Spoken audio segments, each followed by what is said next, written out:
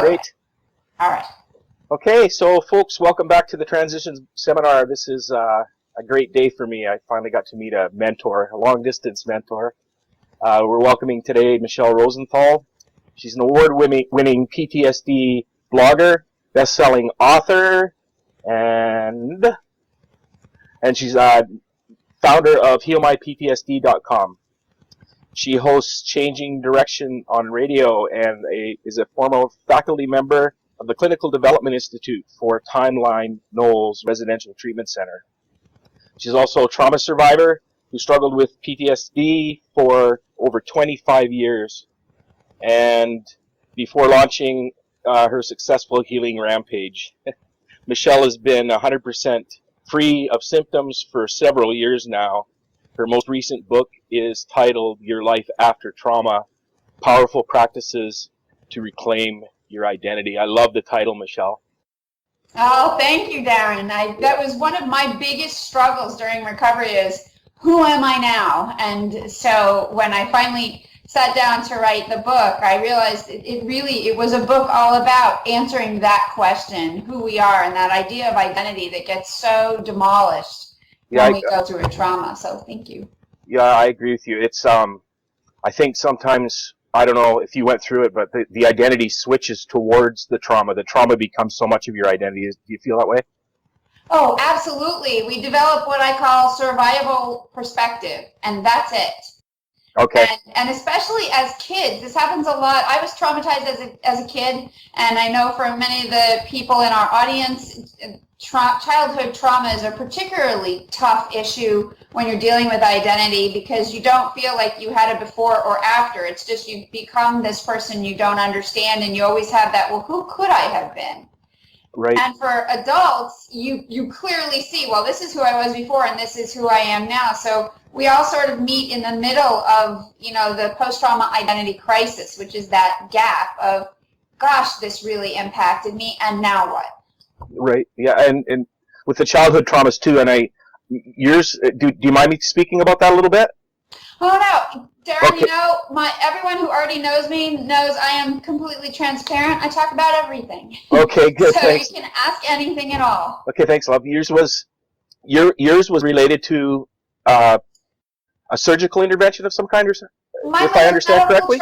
A medical trauma. I had a routine infection. The doctor prescribed a routine antibiotic, which if he had just taken the time to read my chart, he probably would have made a different choice, but he didn't read my chart. He said, here's what we do for this. And what happened after that shocked everybody. My body was allergic to the medication, and it turned me into, for all intents and purposes, a full body burn victim. Wow. I had a very rare illness called toxic epidermal necrolysis syndrome. So what happens is you lose all of your skin. And so in a quarantine burn unit room in a hospital in New York City for weeks, I laid there while I lost the first 2 layers of skin, head to toe. And when I came out of that experience, and you can imagine, first of all, you're being cared for by a team of doctors who don't know what's happening to you. None of them had ever seen that before. Right. So there was no protocol for taking care of me. Second of all, I was awake the whole time. Oh, nowadays, when people have that illness, they immediately put them into a coma, which would be much easier to endure. And then when I came out of the hospital, the thing that was really the biggest issue, I'd had a near-death experience in the hospital, and that haunted me. And I realized when I came out of the hospital, I was going to make a full physical recovery, but I wasn't the same person. I wasn't making an emotional recovery, and I did not know how to live in this new world where doctors can't keep you safe, your parents can't keep you safe. Shock and terror could be around the corner at any minute. I was full of anxiety and nightmares related to my trauma and insomnia, and it was exhausting. How do you live like that? Yeah. So that's the nutshell of what the childhood trauma was, and then it impacted me, for decades. Did you carry this like a symptomatic kind of range of emotional stuff from throughout the childhood then, or did it hit you later in life? Say that again? Or was it a delayed onset PTSD that kind of hit you after the fact when you entered adulthood? Well, delayed onset technically is just 6 months or later after the trauma. So, defining it your way, no, it hit me pretty immediately. Oh, wow. Right away, I was just full of this anxiety, enormous hyperarousal, unable to sleep because I don't need to go into the details, but yeah, sure. unable to sleep, or if I could fall asleep, I couldn't stay asleep. And survivors with PTSD know what that's like and what that's about. And enormous avoidance. You know, the categories of PTSD symptoms are avoidance, hyperarousal, re-experiencing, and mood alterations. And in all of those categories, I had symptoms, multiple symptoms. The problem was that it was 1981, and in 1980, that was the first year that PTSD was recognized as a clinical diagnosis, and it was being really applied to Vietnam vets. So nobody was looking at a civilian kid with medical trauma and applying the criteria. And my mom tried, she took me to psychiatrists, psychologists saying, something's not right. And they all just said to her, she's a kid, she'll bounce back. Or she's just an adolescent, she's being a difficult teen. And of course, it wasn't any of those things. I was really struggling with the after effects of trauma. Oh, wow. This has come up in a prior interview. The focus, from ourselves, I think. I know I did this to myself. Symptoms have a behavioral component to them. And like you just said, a doctor saying you're a troubled teen. And, for us, I was a first responder. And to have my life unravel as, being the big hero of the world and then not be able to, perform that duty. The judgment that I imposed upon myself because of the behaviors that were starting to develop that I didn't understand, that's a pretty common thread too, isn't it? Absolutely, and that's why the second chapter of Your Life After Trauma, my new book that you referenced earlier, it's all about the science behind your symptoms. Because I think healing really begins with understanding you're not crazy. For so many years, I just thought this dark depression that I lived in, this erratic thought process, these emotions that were all over the place and uncontrollable, I just thought I was crazy. And I'm a writer. And I've always been a writer. That was my profession anyway. And so when I, got into my early adulthood, I just thought to myself, well, some of the most creative artists of all time, the geniuses, they were all crazy. Yeah. And so I sort of embraced my crazy and said, this means I'm going to be a great writer. But if it wasn't that kind of crazy. Yeah, exactly. Yeah. When you're battling anxiety, it's not a creative process sometimes, is it? No, it's not. And I did really, I wrote and I was a playwright and I was a poet and I had, success in those areas. But there was always this little voice, Darren, saying to me, I don't think we have to live like this. Wow. I don't think we're supposed to be living in this much pain. And so no matter how much I tried to embrace the crazy, there was always that little voice saying, I don't want to embrace the crazy. Sure. I don't want to live like this. Yeah.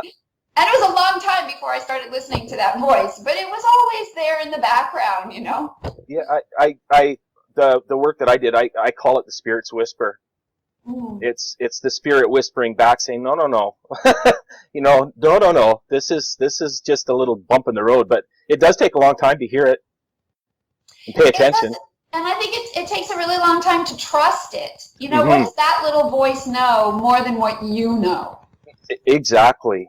It's really hard.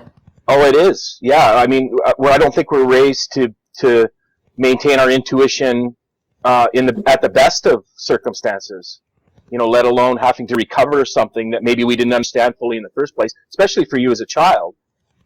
Right, and for you as a first responder, I think we all meet in that place of blame that you mentioned earlier. It's very easy to say, this is my fault. If I were stronger, I wouldn't be feeling like this. If I was more resilient, I wouldn't be behaving like this. If I was more, fill in the blank, I would fill in the blank. And I think that self-blame and that self-criticism becomes so hobbling to us. Because, resilience, scientifically speaking, resilience needs self-esteem as a component to be able to be accessed. But the more we hate on ourselves, the more unkind we are, the more self-critical, the more we blame, the less self-esteem we have, the less access to our resilience. So it sort of just puts you in a spiral that never ends. It does. And then I think what we're saddled with, and my doctor actually, I remember him saying it to me, why all the shame? What are you ashamed of? And it's a toxic shame that builds with that self-loathing that we kind of go into when we're behaviorally judging ourselves for things we just simply didn't understand, I think. That's so true. And then what happens when we do start to understand, when we understand the science behind the symptoms, when we understand that trauma affects the brain in terms of your amygdala and it overfiring in terms of threat, and your hippocampus under functioning, so it's not processing and placing memories out into, you know, your outer brain, so they stay in this unresolved loop. And I think that then once we start understanding, okay, this was all activated by an event, and now it's my sympathetic nervous system is still just firing and firing. It's not learning to go into rest and repair. Well, once we start understanding that, then we can start saying, well, how can I help? You know, how can I start changing my body chemistry, my biology, my physiology? And in those moments, we start taking back control. My therapist taught me, and this was long before any of the science was out, but he taught me transcendental meditation. And I fought it tooth and nail, Darren. Sitting still, being quiet, like those were not things that I did. Sure. Yeah. Oh, yeah. So it was really hard, but about a month into the practice, I noticed I was changing. I was coming down to a level where I was more stable, and there could be stressors, and maybe I'd go up here, but not up here in my response. So we can really see that from understanding the science and putting in play daily practices, we start to reclaim control. And that's, I think, what's really exciting, because then we start to believe in ourselves. And when you believe in yourself, that little critic that's constantly berating you, oh, there's something else to do besides listen to him, because there's facts and there's experience that starts to tip the balance toward the goodness, the fearlessness of who you can become in recovery. Oh, that's awesome. I think we wanted to talk about the effects of big T traumas, you know, the big, sudden, one-off kind of experiences that people go through. But also, can you talk about the accumulative effect as well, like a big T trauma, and also what happens with the accumulated, you know, small T traumas over time? Yeah, you know, it's really interesting. So we have big T trauma and little T trauma, and let's just start with a definition. Little T trauma are those little daily stressors or events or experiences that don't go the way you want. Maybe you got passed over for a promotion at work, and you worked so hard for it. Or a relationship that you're in doesn't work out and you wanted it so badly. Those are definitely little trauma, little T traumas, where it's an uncomfortable feeling. If we define trauma as something that's anything less than nurturing, then being passed over for a promotion is definitely less than nurturing. Well, I like that definition. I do too. That was shared to me by the founder of The Refuge, Dr. Judy Crane. I loved it because it took trauma down to its baseline, where we can all as a community come together and stop saying, well, my trauma was worse than yours, so I deserve to feel this way, but you don't. Right. Or the flip side of saying, my trauma wasn't so bad as yours, so what am I complaining about? Exactly. So we can, with this definition of trauma as anything less than nurturing, anything that overwhelms your ability to cope, anything that changes the way you see your place in the world, now we level the playing field. We don't have to judge ourselves or each other's traumas. We can just stand in the place of a trauma occurred. And now what do we do about it? And your point about big T trauma and then the little T traumas is really salient, because, and I'll give you an example from my own life. I had this big T trauma when I was 13. And then I experienced all of these PTSD symptoms for a decade before another trauma that I will call little T occurred. And that trauma was, I was so terrified in any medical situation. And I had a sinus infection. So another infection, not the same as my original, but an infection. I went to a doctor. I said, My body's really crazy. You got to make sure you take care of me. Give me something that I'm going to be safe. Yep. And, you know, he poo-pooed me and made me feel about this big and gave me an antibiotic that I found out later was the strongest thing on the market. It decimated me. Oh my God. My body overreacted, not to the extent of my original trauma, but it triggered this little trauma, like for anybody else, throwing up and all of those other like little reactions that you have to something that doesn't agree with you would have been nothing. Like little t, what's the big deal? For me, this little t of this doctor that prescribed something that then caused my body to react was the thing that triggered an enormous escalation in the PTSD symptoms that I had been managing. You know, I was controlling them. This tiny little T trauma of my body rejecting other medication pushed me over the deep end and sent me on a spiral of the next 15 years, in and out of hospitals, in and out of jobs, unable to function. And so to answer your point, we can have one big trauma and really do our best to cope. Yep. And then something small happens, and I like to think of it like we're all a pitcher of water. Mm-hmm. And trauma fills up our pitcher all the way to the top. Yep. And then one little t trauma pours like a quarter of a cup more into the pitcher. And that's it. It all overflows. Yeah.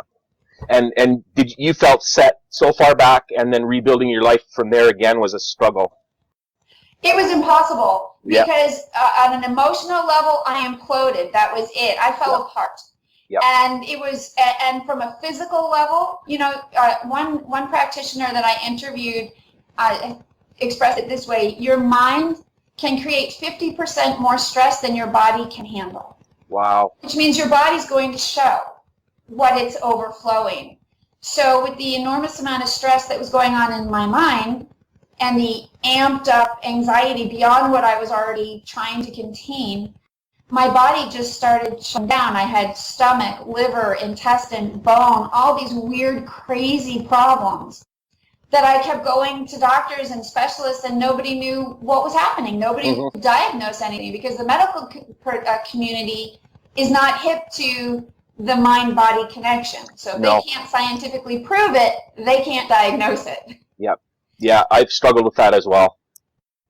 So then you know it's really frustrating, and that's why we have to be so clear in our ability to advocate for ourselves or to identify someone to advocate for us. Yep. Because it really, in the end, I'm sure you found this too, and you can tell me what you think, but in the end, recovery really begins and ends with what we do to engage in and participate in the process. And that's in every way, shape, or form. Would you agree? Absolutely. There's nothing I could have even really heard from, like, there were things that in my initial recovery experience was with cognitive behavioral therapy and talk therapy, and that was really all that was out there at the time. I mean, this was only in 2005. Things have changed a lot in the last, even 5-10 years. I mean, it's been incredible. That's true.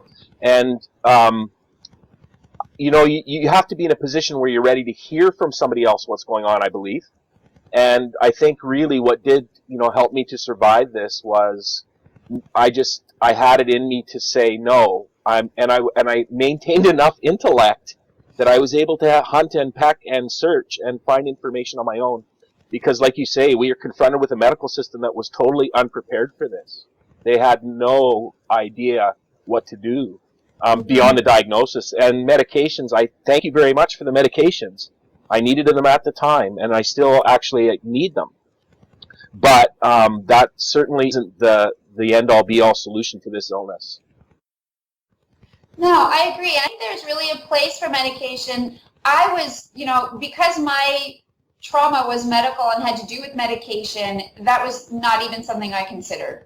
Because that in itself was a trigger for me. Sure. But I've worked with so many people and spoken with so many people in the survivor community. Medication has a great role in helping you regulate and find a place of stasis so that you can actually engage in the trauma work, because trauma work is frightening. Healing is scary. Yeah. And if you're already in a place of panic, then it can't be done. So it's so useful to have medication to bring you to that place where you can do the work, and then, eventually, if you get to that point that you're so far along, then they can be tapered back off. But for other people, it's like you just stay there, and it's because you've claimed your life, you've rebuilt who you are, and it's with the help of these substances, and your life can move forward. And that's really the goal of recovery, however you get there. Yes, exactly. And finding just, I don't know, I think you're obviously very passionate about this, and I think we become that way because we've lived it ourselves and we want to give back. And I think too that was a godsend for me as well. Having that goal in mind always to, get to this point where I can conduct an interview like this. I always had a vision of it, but when you're not healthy, you don't expect it's going to happen, totally. But to have that vision and something just to kind of creep towards. And I do mean creep. It was tippy toes. Yeah. Definitely. I think that's awesome. I think that's so beautiful. I love that you were able, in your pain, to say, someday I'm going to do something good with this. Because I interviewed a traumatologist recently for an article, and she said that the thing that's at the beginning, the middle, and the end of survival is hope. That's it to her. That's it. And that's what helps us survive. And just by you thinking ahead to saying, I'm going to do something good with all of this, I'm going to give back, I'm going to help, that's tapping into a sense of hope that on our darkest days can be the one thing that keeps us going. So I think that's awesome. Yeah, no, it is the one thing. And I don't know if you probably where you're way in Florida, are you? Yeah. There's we're just finally within the last year starting to see recognition for first responders here developing PTSD as a consequence of the work. That is opened up. People are starting to speak out finally. It's obviously been there and an unspoken issue for a very long time. The suicide rate is, high. I think one suicide is too much. And we've had 30 in the last, 10 months or so across Canada. It's the first time they've ever tracked it. It's the first time they've ever paid that much attention to it. So, again, that's part of the reason why I appreciate you being here, because your background and your experience and the amount of time that you've put in to study, this is the kind of stuff that these folks need to hear. Look, this is, first of all, you're not crazy. Second of all, there is hope. And thirdly, you can grow through this experience, actually. Do you agree about the post-traumatic growth is a very real and very welcome additional consequence of going through this experience? I think that's absolutely true. And isn't it sad that it took this long for anyone to recognize that the heroic work first responders do would have a psychological impact? Yeah. I think that's shocking. Victor Frankl, coming out of the Holocaust, the father of logotherapy, and he has, and I'm just paraphrasing, but that great idea that an abnormal response to an abnormal experience is normal behavior. Exactly. And I think that's so significant in terms of your population, for sure, because you're seeing all these abnormal experiences all the time. And I think that hopefully the exciting thing going forward is the more people speak out, the more people do what you're doing, the more we demystify and destigmatize post-traumatic stress disorder, the more we can incorporate a process that gets to post-traumatic growth. Because absolutely, you're so right. It's like we all just look at the bad things that come out of trauma and PTSD, but on the other side, there are opportunities for really positive things, and we have to remember that there are two sides. Yes, for sure, and to know that the strongest suit, in your hand is the fact that you will grow to be. I am not the same person that I was prior to this experience, and to be honest with you, in a lot of respects, I'm happy that I'm not the same person. Really. It's so funny you should say that. Tell me why, because I don't have in my history the opportunity to say that, because I wasn't an adult. I didn't have a person. But I hear that so often from adults. Tell me that, because I think it's so exciting. Okay, it's about, for me, it was about being stuck in that North American Western way of life that is the treadmill and the gerbil wheel that says status and money and all of those things mean something, and that's why you're here and that's what you strive to do, and we take those lessons in and we don't pay attention to them, but we just become that kind of person. Mm-hmm. And even though I did have a helper's soul, I would say, even that had an earmark of look at me, what I'm doing. Mm. And the compassion was there, but subtle. And I think that having started to creep my way out the other end of this now, I'm starting to realize how real the empathy is and the compassion is that's starting to really bubble up inside. And I mean that in a very real context. I know part of the reason I suffered, and I know a lot of people do, is because we have a bit of an empath personality to begin with. And our mirror neurons are probably so highly active that we literally feel the pain of the people that we're tending to in the street sometimes. I think we literally do feel that pain. Mm-hmm. So we are traumatized not from the witness so much. I think it's from the mirror neuron empathic response that we're wounded so deeply sometimes, especially for the big T's. And the experience, you're physically experiencing it. You're Exactly. not just a displaced onlooker. Absolutely. You're in the moment. Yeah, you are. And the responsibility of it too. So I think in terms of what it meant, it means I'm not the same person anymore. It means that I am the same person, but I'm becoming more of the person that I didn't know I was, if that makes sense. It makes total sense, because that's what I think is so interesting about the concept of identity, especially in trauma recovery, because I think we have to rediscover who we are after trauma, whether we knew who we were before or not. It doesn't matter. It's irrelevant. Who we are in this moment, we have to define as something that feels comfortable and positive and good. If we can't do that, we are never going to heal. We are always going to stay stuck in that survivor mindset. So the idea of identity and post-traumatic growth, they go together because they help you redefine who you are outside of and transcendent of trauma and in the present moment, whereas trauma defines you in terms of the past. Right. And being in the present moment and looking to the future and saying, okay, this is who I choose to be. And that's what I really think is so interesting and so exciting about creating your post-trauma identity. It's really getting in there and saying, okay, all bets are off. Whoever I was before, whatever happened to me before, it doesn't matter. All that matters is today, and I start. From this moment on, I choose, I act, I create. Yeah. And that's a very strong way to move into the future. Did you obviously have applied these principles to yourself, and that's a challenge, isn't it? To change that conversation. That's an understatement. Yes, absolutely. Yeah. Well, I'll share with you something funny, because all of my PTSD years, I have journals. And I was constantly scrawling page after page, and I do mean literally, if I showed them to you, it would be just page after page, because I didn't know exactly what else what you're to write. saying.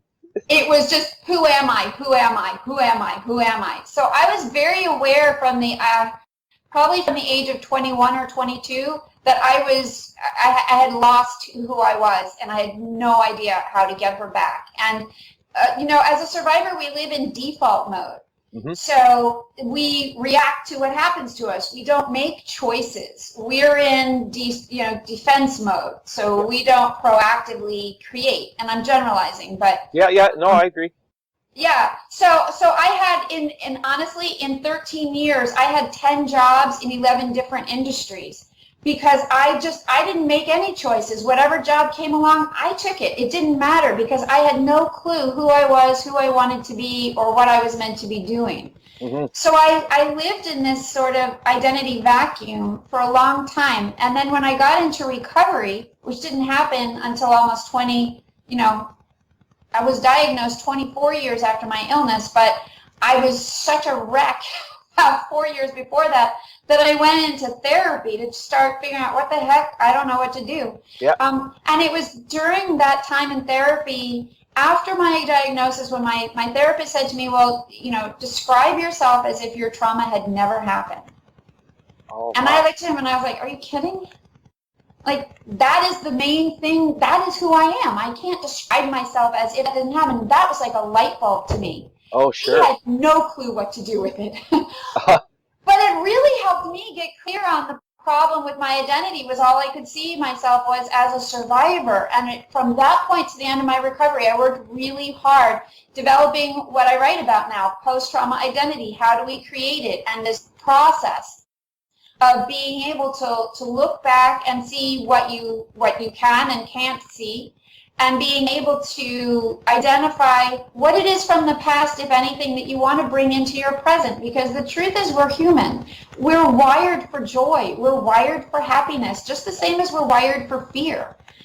So after trauma, what happens is our fear wiring really takes over. But it's sort of like, with genes, experiences can turn genes on and off. Yeah. Well, experiences can also turn on and off parts of who you are. So after trauma, maybe your joy part is turned off, but that doesn't mean it can't be turned on again.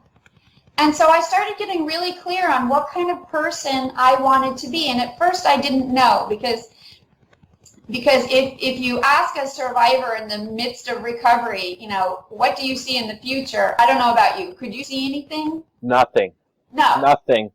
Nothing. No. And even in my first book was my PTSD recovery memoir, and it's called Before the World Intruded. And there's a whole chapter called Blank White Canvas, because that was all I saw when I tried to picture the future. It was just like this blank whiteness. There was no picture at all. Yeah. But there are ways to develop the picture, and it's totally normal. With PTSD, we don't think we're going to have a normal lifespan. We don't think we're going to have families or kids or successful careers. So it's very normal that we don't see a future. Mm-hmm.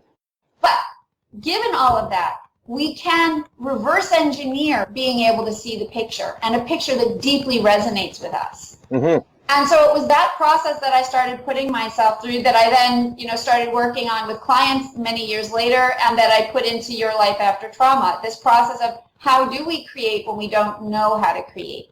And so from there, we can start doing the two things that I think are most imperative: making choice and taking actions, getting out of default mode into creation mode, so that you're creating at the same time that you're creating your recovery, you're creating your identity. Which is actually a really nice bridge, because when you're done with recovery, here's what happens. You're shoved out of the therapist's office back into the real world, and if you don't have a bridge from who you just were to who you're going to be, you're just stuck there spinning around. Yep. And so having a post-trauma identity allows you to transition into this new person, so that when you're done with recovery, you already have an idea of who you are and where you're going, rather than you get out of recovery and, okay, now you don't have any frame of reference at all. That's a very, very, very powerful point that I'd like to expand on with you, if that's okay. Sure. What we're experiencing here right now is, and again, I have to cut everybody some slack who's trying to do something. New programs are starting to become available for first responders, other people too in industry, variety of industries that are dealing with this now. And they have short-term programs. I'm going to guess. I'm not going to say this is exactly what's going on, but I believe it's a 7-week program. And what's happening is people are going through the program, they finish the program, and then they're tossed back out into the world with no follow-up care, and with no connections, beyond the 7-week program. And I think that that's a travesty. From my point of view, I think. First of all, if you're not going to have someone not make it complete in life by doing that, what you are doing is setting up for more experiences of what they might interpret as failure. And I think those failures become little T's. Definitely, and they change your perspective on what you think is possible. After hope, as the first, most important ingredient, is belief. We don't believe we can heal, or, if we believe we're failing because we've been through this program and we're not fantastic, then that impacts what we think is possible, and what we think is possible is what is possible. Yep. So the more we think I failed, I'm a lost cause, I went through that program and, I'm useless because I didn't do what I was supposed to do, or it didn't work for me, then you're right. You're setting yourself up, or you're being set up for a lifetime of that kind of thinking. Whereas if we had a longer program, and Darren, maybe this is something that you'll create in the future, a transition program, where people really learn and understand this is a process. There's no such thing as overnight success in recovery. You don't like wake up one morning and have this huge epiphany. As much as we'd hope for that. Yeah. We do. Oh, yeah. But no, you're right. It doesn't come that way. No, we have to work really hard at it. And the thing is that, the brain learns through repetition. Mm-hmm. So, and here's another really interesting and essential tidbit about the science behind all of this. PTSD symptoms are driven by your inner brain, that reptilian part of your brain that's in charge of all your instincts. That inner part of your brain has the least amount of neurons, which means it learns really, really slowly. The outer part of your brain learns like that because it has so many neurons. It has more available ways to create and embed new neural pathways and new processes, new habits, new patterns, new thoughts, everything. But the inner brain doesn't. So it requires enormous repetition over and over and over to retrain it. 7 weeks is not always going to be long enough. No. So we need to understand that even if we get out of a program and there is no transition, it's up to each person to say to themselves, all right, that was 7 weeks. Yeah. Okay, there are 52 weeks in a year. I'm giving the rest of this year, every week, I'm going to keep working what I learned in the program. Yep. So that we ourselves create the process and the program that we need, even if it's not professionally offered.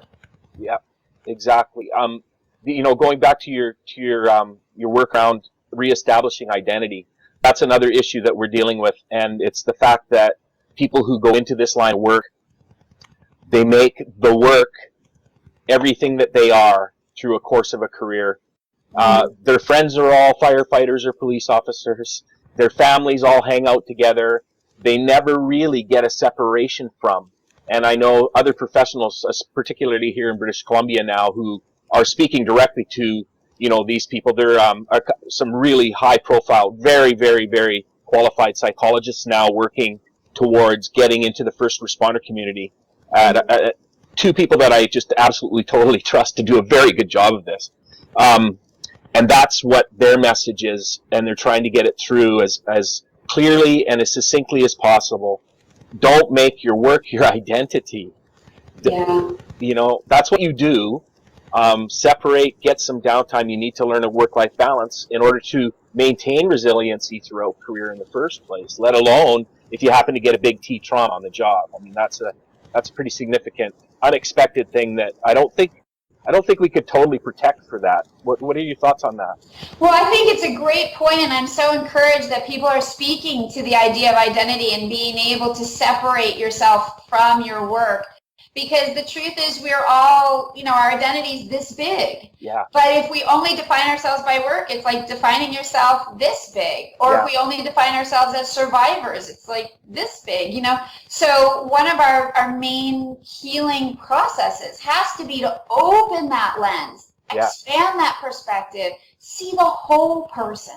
Yes. And there are ways to do that in so many different comfortable, manageable processes, so that you really have a bigger view. In trauma, so often I feel like we're like these teeny weeny little beings, and we're looking up at the world and we're just overwhelmed and frightened by it all. But what if we were really tall giants looking down at the world saying, okay, I got this? Yeah, exactly. And that's the shift, because in recovery and in the identity process, the shift is really from powerless to powerful. Right. It's from feeling less than to feeling more than. And by encouraging people to separate themselves, to see your identity as a whole, not just as a faction of what you do, is amazing advice. I'm so excited that people are talking about that, because it's essential. Yeah, it is. It's absolutely essential. You've read some works. Have you read some works of Joseph Campbell at all? Yes. And the whole idea of in ancient times, the people that went through what we have gone through were the shamans.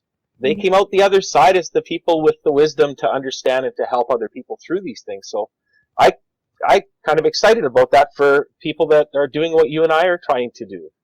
It's a very spiritual thing, as far as for me it is anyway. Yeah, I absolutely, I can see that and I agree. I think one of the big challenges is you can look back and try to find some meaning in what happened. You know, we are beings that need meaning. We create meaning all day long. Yeah. So the problem with trauma is there is no definitive meaning in what happened to you. You can't find a meaning in that. Like, why would a child suffer? Why would a first responder have to go through what you guys go through? So you can't look back and find meaning in the trauma necessarily. Some people can. I couldn't. No, me neither. But even if you can't find meaning in the trauma, you can make meaning come out of it. Yeah. And that's what you're talking about. Yeah. And that's why the shamans, they had some experience that allowed them to see other things, to see beyond just what we experience from the day to day. And I think that's what trauma does. And that goes to your point about post-traumatic growth. Yes. I think we learned so much about ourselves, about being human, about resilience, and about our soul's ability to endure and overcome. And sharing that is a gift. Yep. And like you spoke of earlier too, the soul's tiny little voice saying, no, it's not going to stay like this. No. Yeah. You know, there's something more ahead. No. Here's the hope, right? Yeah. And it's finding for me, it's finding that making sure that we learn to pay attention to that. And, Dr. David Bercelli and Peter Levine, speaking too of the body's innate knowledge and ability to help us and lead us and guide us to healing. That's so true, and I think you bring up two excellent examples. I love both of them, the founder of Somatic Experiencing and Tension and Trauma Releasing Exercises, and I think this is a good time to put into our conversation how important it is, and it goes along with the idea of identity, knowing yourself, checking in with yourself, the idea that there is no one way to heal. We have a slew of opportunities, approaches, and modalities. And the most important thing is to create your way to heal. So checking in with what resonates with you. You know, for some people, it's equine assisted therapy. For me, it was hypnosis and neurolinguistic programming. For other people, it's somatic experiencing. And for most of us, we all start in talk therapy. Yes. So it becomes, two parallel tracks of the traditional cognitive stuff and the non-traditional alternative subconscious stuff that we put together to make one healing process. But for every single one of us, we're unique individuals. So that healing process is also going to be unique. Yes, and I love that. I'm taking the Greater Good Science Center Happiness as a Science course right now. Oh, cool. And they offered last night something that resonated, and it speaks to what you just mentioned. It's finding within what we're learning the fit. What fits us. And with a unique trauma, it makes wonderful sense, and it's actually a brilliant and beautiful picture that the healing process is going to be individually designed. There's no other way to look at it. It has to be individually designed. Absolutely. I'll share with you just a little snippet of my recovery that started with talk therapy and cognitive behavior therapy and all that stuff. And that was helping me. That made me stable enough to get out of the bed and go back to work. And we used in those processes EMDR, an emotional freedom technique, and TAPAS acupressure technique. And I was back stable and at work, but in an enormous amount of emotional pain. So not really thriving, but managing again. Yep. And then I had this experience. It was New Year's Eve. And I was at this huge party at a swank hotel here in Florida. And I mean, there were 500 people, a live band, balloons, performers, a packed dance floor. Everybody's having the best time. And where am I? I'm in the bathroom, Darren, in a stall that I've locked, and I'm crying, bawling my eyes out. Yep. Because another year is ending, and I'm just as crazy as ever. And another year is starting, and I have no vision for how it's going to get better. Yep. And I just cried and cried and cried. And when I finally exhausted that. I pulled myself back together, went back to the party, and my brother was at the party, and I said, just dance with me. I don't want to have to talk to anybody. I don't want to have to pretend I'm having a good time. Just get on the dance floor with me. Yep. And here's the thing that happened that rocked my recovery in the most unexpected way. We danced, and I felt better. Wow. The movement, the beat, the freedom in moving my body and transcending my mind was amazing. And I realized as I looked back, I had always loved to dance. Yeah. But I had never thought about it in terms of something that could help me heal. Oh, but I felt yeah. such joy in that moment. And I thought that little voice we've been talking about, that little voice came up and said, we need more of this. Right. And so from there, I started to incorporate dance in my unconventional process, because I didn't have anyone at that time guiding my process. I had left my therapist because he didn't, when I said to him, you know, I think I have PTSD, because I was a mess and not making progress. Mm-hmm. And I'd taken this PTSD self-test as 22 questions and answered positively to 20 of them. Yeah. Yeah. And I brought this to him and I said, what do you think? And I said, do you think I have PTSD? And I kid you not, Darren, he said to me, what is PTSD? Oh, yeah. Oh, yep. Yep. And I thought, okay, I'm on my own. And so on my own, I'm on this dance floor and I think I need to feel more of this, whatever this is, this feels good. And I'm from New York City originally, but I left the city because I was falling apart and relocated to this tiny little beach town because I thought this would be a place that I could heal. Uh-huh. And so there was no club that I could go to on a Monday night. Yeah, yeah. Yeah. But I decided I needed to dance every day because that was the thing that was going to help me pull myself out of this despair. And I literally signed up for a dance class every single day. It did not matter what it was. I had never partner danced before. I was new in town, so I didn't know anybody. I signed up for cha-cha, salsa, Argentine tango, East Coast swing. It didn't matter. Yep. And here's the reason I'm telling this story, because it taps into what we were talking about. You can't tell somebody else, go take a dance class every day and it's going to be the thing that leads you out of the darkness. But for me, it allowed me to access a part of myself that was joyful, that was life-affirming. Mm-hmm. And that is seminal for any of us. Mm-hmm. So every single one of us can look for what feels right to me. Like you said before, what's the good fit? Yep. What's the good fit? Because when we start doing stuff that's the good fit, and there is dance therapy for trauma treatment. Yeah, yeah, for sure. So that it is actually something that works. But for each of us, we have to decide what's the good fit and then design your process around that. Yep. Because when you do the good fit, and I saw this for myself and I see this for my clients too, when you have the good fit, you start to develop a deeper inner connection. And so that disconnection that trauma creates starts to be healed. And to me, that's part of the soul wound of PTSD. You're completely disconnected from who you are and the good in who you are and the life-affirming sense of who you are. Yeah. So when we start to heal that, we gain courage, we gain strength, we gain creativity, and we become more brave and bold in recovery. And from there, anything is possible. It is. And that takes me to another Campbell quote. Find the place inside where there is joy. Yeah. And the joy will burn off all the pain. Yeah. Yeah. Thank you so much. I so appreciate this. Fun.